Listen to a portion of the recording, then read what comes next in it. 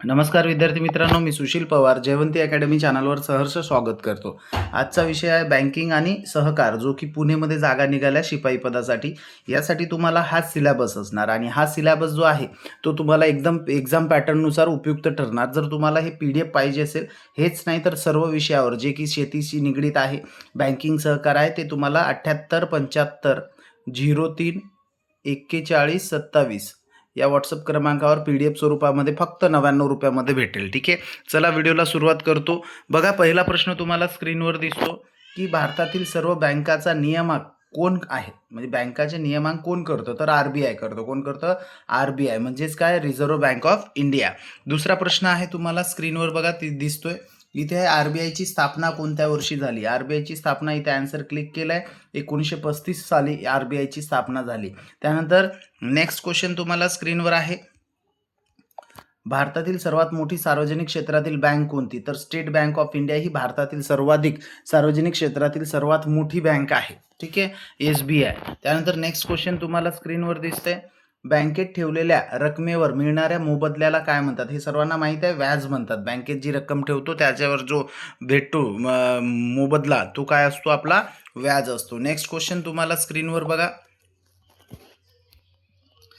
मुदत ठेव fix deposit जे असते मध्ये पैसे कोणत्या कालावधीसाठी ठेवले जाते, म्हणजे कोणत्या कालावधीसाठी मुदत ठेवते, ठराविक कालावधीसाठी. तुम्ही जे बँकेमध्ये फिक्स डिपॉझिट करता ते काही कालावधीसाठी तुमच्या मनावर असते, 5 वर्ष, 2 वर्ष, 10 वर्ष, यासाठी तुम्ही फिक्स डिपॉझिट म्हणून ठेवू शकता.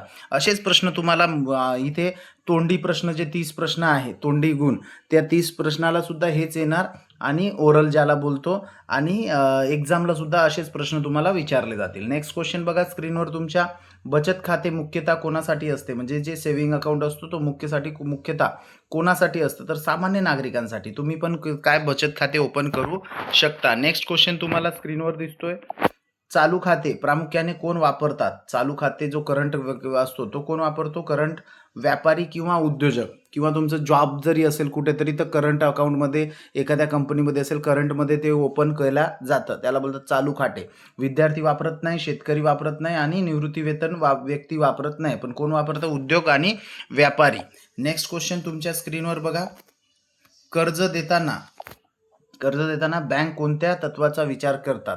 ज्यावेळेस तुम्ही कर्ज घेतात तर काय तत्व बघतात ते, तर परतफेडची क्षमता आहे की नाही. ज्यावेळेस तुम्ही लोन काढता तर त्याची कॅपॅसिटी आहे, कोणालाही लोन देत नाही बँक. नेक्स्ट क्वेश्चन तुमच्यावर स्क्रीनवर आहे, ATMचे फुल फॉर्म काय आहे, तर ATMचे फुल फॉर्म काय, automatic teller machine. Automatic teller machine याला बोलतात ATMचं फुल फॉर्म. नेक्स्ट क्वेश्चन तुम्हाला, निफ्टी म्हणजे काय, निफ्टी म्हणजे काय विचारलेलं आहे, तर इलेक्ट्रॉनिक निधी हस्तांतरण प्रणाली. नेफ्ट काय आहे, तर इलेक्ट्रॉनिक निधी हस्तांतरण प्रणाली म्हणजेच काय, नेफ्ट. हे तुम्हाला ओरलला सुद्धा विचारू शकतात. त्यानंतर नेक्स्ट क्वेश्चन आहे, RTGSचा वापर कशासाठी केला जातो, तर मोठ्या रकमेचे तत्काळ हस्तांतरण करण्यासाठी, म्हणजे मोठी रक्कम असेल तत्काळ देण्यासाठी काय RTGS पद्धती वापरली जाते. नेक्स्ट क्वेश्चन तुमच्या स्क्रीनवर आहे, UPIचे पूर्ण रूप काय आहे. UPI म्हणजे काय, unified payment interface. Unified payment interface म्हणजेच UPI आहे, जे तुम्ही आता ऑनलाईन पेमेंट करता. नेक्स्ट क्वेश्चन आहे, KYCचे पूर्ण रूप काय. हे तुम्हाला एक बेसिक येणार, कारण तुमचं शिपाई पदासाठी असणार. ठीक आहे, KYCचं काय, know your customer. Know your customer KYCचं फुल फॉर्म. नेक्स्ट क्वेश्चन आहे, भारतातील सहकारी चळवळीचा पाया कोणत्या वर्षी घातला. भारतातील सहकारी चळवळीचा पाया कोणत्या वर्षी घातला, तर 1904 मध्ये. बघा, 1904 मध्ये भारतात पहिल्यांदा सहकार बँकेची स्थापना झाली, सहकार क्षेत्रामध्ये.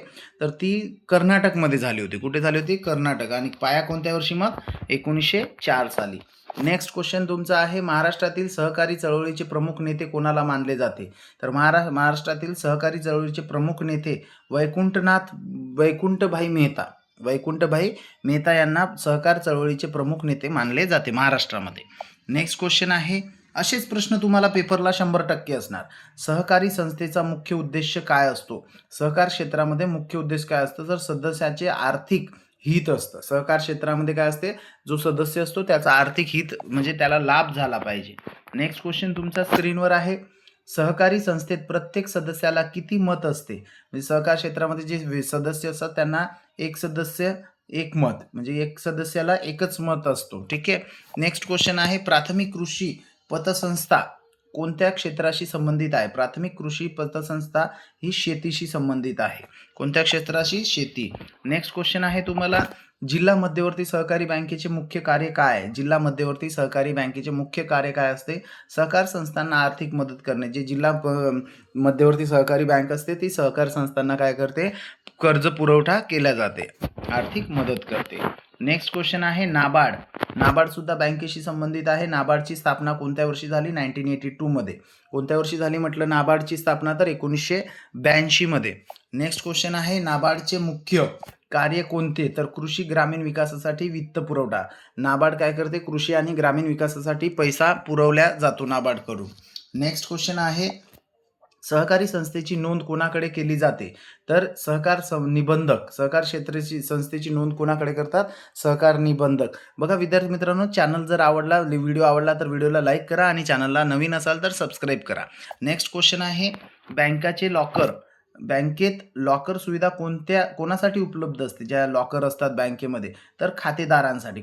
फक्त अधिकारी, फक्त कर्मचारी, फक्त सहकार की खातेदार? तर खातेदारांसाठी लॉकर सुविधा असते, त्याचे ते चार्जेस घेतात.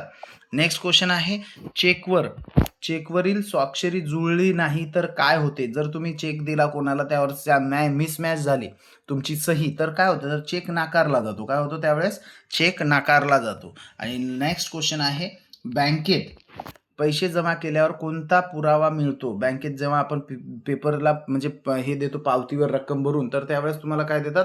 पावती देतात. डिपॉझिट स्लिप किंवा रिसिप्ट स्लिप देतात आणि हे तुम्हाला मिळतं ज्यावेळेस तुम्हाला. आता बघा इथे तुम्हाला झाले 25 प्रश्न झाले या व्हिडिओमध्ये. नवीन असाल तर सबस्क्राईब करा. पेपर सेट पाहिजे असेल तर नंबरवर कॉन्टॅक्ट करा 78 75 03 41 27. धन्यवाद मित्रांनो. थँक्यू.